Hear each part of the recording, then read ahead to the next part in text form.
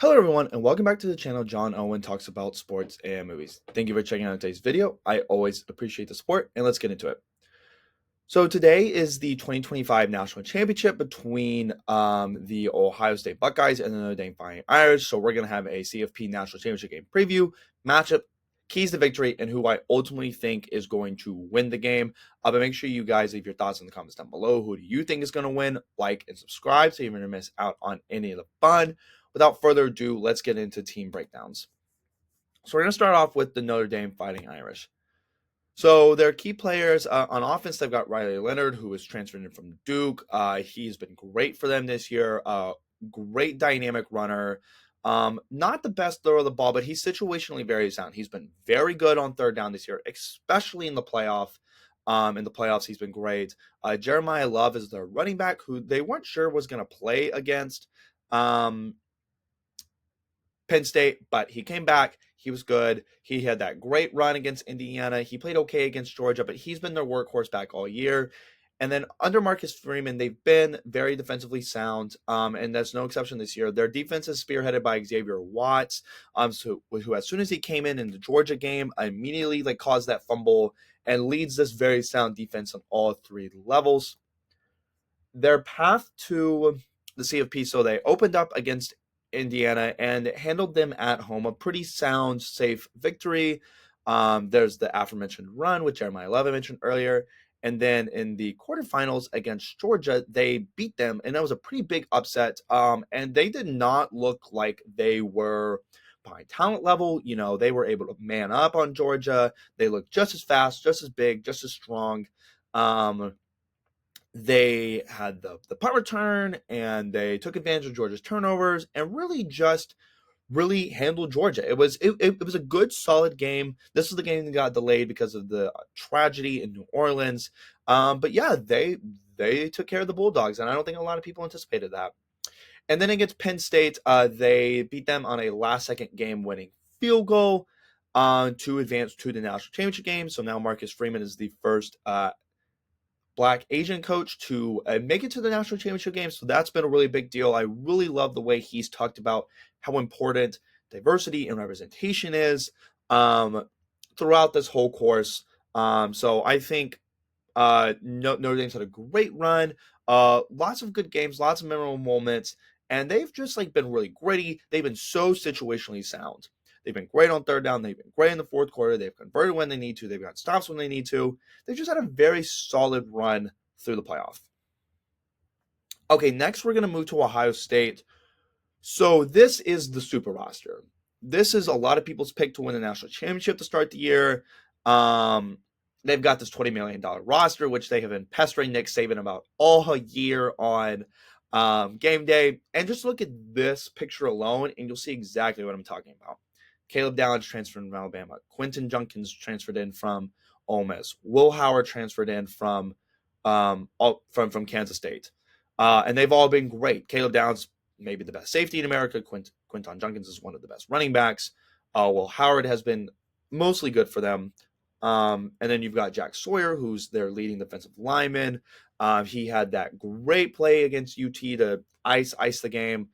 They've got Trayvon Henderson, who on his own is one of the best backs in the country. And now them together is absolutely a diabolical running back combo. But what I want to focus on is the three receivers you see in that picture right there. What a diabolical, sick work trio of receivers that is. Easily the best receiver room in the country. Any of these guys would be a number one on any team in America, on almost any team in America. Carnell Tate would be the best freshman Ohio State receiver on this team if it wasn't for Jeremiah Smith, who has been one of, if not the best receiver in the country this year at his best. Emeka Ibuka has been there forever, he's capable of going crazy. He had 200 yards in that Rose Bowl game. Or sorry, that was Jackson in the Jibba. But that game, he had 172. So that trio right there of receivers is absolutely insane. Might be their best trio of receivers they've had at one point in Ohio State, which is really saying something. Especially because of the fact that two of them are true freshmen. Jeremiah Smith and Carnell Tate are 18 years old. Those guys are 5 years younger than me. That's insane. That's nuts. But as you can tell, this is a super, super stacked roster, and that has really showed up in these CFP playoffs. They rolled Tennessee at home. They rolled Oregon in the Rose Bowl, which I think a lot of people anticipated to maybe potentially be the best game of the entire playoffs, and they just beat the hell out of them. And then in a closer game than what the score indicated, they were able to put UT away by a score of 28-14. So since the Michigan game, they've really woken up and they've really played to their potential. And they've just been like they've just been slashing their way through these playoffs. So keys to the game. So for Notre Dame defensively, you look at all this offensive star power you have in Ohio State, and you're like, how can you possibly try to stop this offense? And I think what's really interesting about Ohio State is even the fact that they have two great running backs and their offensive line has shuffled around and kind of solidified itself. They have struggled in games where they've tried to run the ball early because most teams, they run the ball to set up the pass. But Ohio State, honestly, they pass to set up the run. So, and Joel Klatt talked about this, but I think if Notre Dame can try to bait Ohio State to run early, they have kind of gone into these stubborn ruts this year. Games that come to mind are the Nebraska game and the Michigan game, where they just refuse to throw the ball on early downs, despite Will Howard being solid and them having the best receiver trio in the country. So I think if you can kind of bait them into trying to run the ball early, they have struggled where they weren't able to throw the ball first and then run. They have struggled when they've been forced to do that in their game plans. And I think what's really interesting about Notre Dame is when they played last year, they just manned up everyone across the board. And that was with Marvin Harrison Jr. and Emeka Egbuka, and other great weapons. But Notre Dame's not afraid to just go man across, and no one has played man against Ohio State this year. They've just been too scared of the potency of their weapons. So I think that could pose an interesting challenge to Jeremiah Smith and Cardinal Tate, who are freshmen who have not seen much man coverage in their young college football careers. I don't expect them to shut down the Ohio State offense, but I definitely think if they could do those two things, disrupt them with an unorthodox amount of man coverage, and on top of that, bait them into trying to run the ball on early downs, which they have struggled to do this year, I really could see them relatively slowing down Ohio State. And then as far as Notre Dame offense versus Ohio State defense, the biggest I have faith in Notre Dame's ability to run the ball, especially because they will also have the added element of QB run with Riley Leonard. But I'm having a really hard time thinking about who is going to step up on the outside in their passing game. They have not been super effective throwing the ball this year, all year. They just haven't been. Riley Leonard's not a great passer. They don't have the best weapons. They've got Mitchell Evans. They've always got a solid tight end, but he's just solid. He's not a Michael Myers. He's not like some of their other great tight ends. His name is blanking on me, but the lacrosse guy is pretty good. They don't have anyone that's got over 45 receptions this year. They just don't have a dynamic passing game.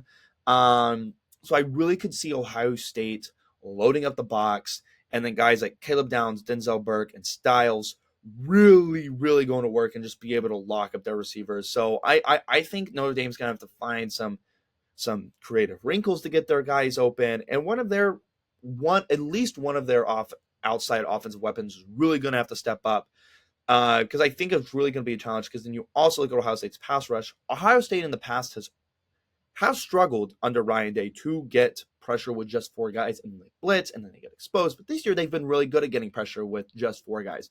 Jack Sawyer, the 44, the Tamalo guy, I don't remember exactly how to pronounce his name, but those two guys are standout edge rushers. So I really think Notre Dame's going to have a hard time passing the ball. So I really could see Ohio State just really loading up the box. They've got the guys to defend the run. They've got the guys to defend the pass with limited pass defenders.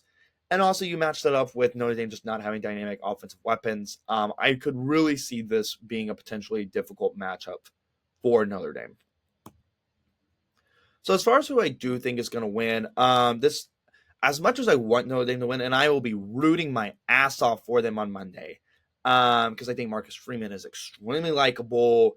They've gone on this run. I think it's really cool, but I just don't think they match up the best against Ohio State. Notre Dame's offense versus Notre Dame's Ohio State's defense versus Notre Dame's offense. So I do think Ohio State is going to go ahead and win. This Supernova Death Star roster is playing too good right now to be slowed down, and I don't think Notre Dame particularly matches up with them well. Their offense versus Ohio State's defense. For that reason, I'm going to take Ohio State. I think the final score is going to be 35-24. Ohio State's going to cover, and they're going to claim their first natty under Ryan Day. Thank you for checking out today's video. I always appreciate the support. Make sure you guys check out the like content above, comment on how you think tonight's game is going to go, and have a great day.